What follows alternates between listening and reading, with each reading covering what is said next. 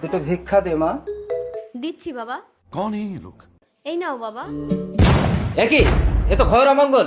তোর শনি তুঙ্গে রবি পাঁচটাতে তুই রাস্তায় বেরোলেই বিনা মেঘে তোর মাথায় বজ্রপাত হবে। বাবা এর উপায় কি আছে বাবা? জম্বি এসে গেছে, মাত্র 5 সেকেন্ডে সিদ্ধান্ত নাও। মাকে বাঁচাতে চাইলে লাইক করো, বাবাকে বাঁচাতে চাইলে সাবস্ক্রাইব করো, ভাই বোনকে বাঁচাতে চাইলে শেয়ার করো, আর পুরো পরিবারকে বাঁচাতে চাইলে কমেন্টে সেভ অল লিখে লাইক সাবস্ক্রাইব আর শেয়ার সব একসাথে তুই কি তোর স্বামীর উপরে অত্যাচার করিস? তোর কথায় তোর স্বামীকে ওঠাস আর বসাস? স্বামীকে একদিনও বসে খেতে দিস না? আজ থেকে তোর স্বামী যা বলবে তাই শুনবি। তোর স্বামী যা করবে তুই কিচ্ছু বলবি না, ঠিক আছে? হ্যাঁ। रुको जरा। তুমি তাড়াতাড়ি আমার জামা প্যান্টটা দাও, আর কোনো অসুবিধা নেই। আমার বউকে একেবারে লাইন করে দিয়েছি।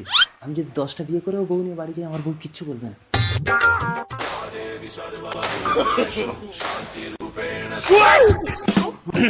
মাতঙ্গিনী,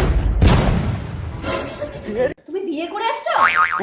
একদম রাখবে না বলে দিচ্ছি। সাধু বাবা কি বলে গেছে মনে নেই? তোর স্বামী যা করবে কিচ্ছু বলবে না, ঠিক আছে?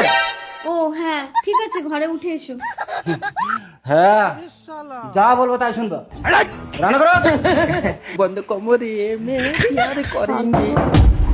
কিন্তু সাধু বাবা যে বলেছে ও কি করে জানলো? এই দরজা খোলো, দরজা খোলো। কি হয়েছে? এই সাধু বাবা আমাকে বলেছে, তুমি কি করে জানলে? কই কি কোন সাধু বাবা? না তো। এই তোমার কপালে ওটা কি? দিদি গো, আমার ভাতর করার স্বাদ মিটে গেছে, আমাকে ছেড়ে দাও।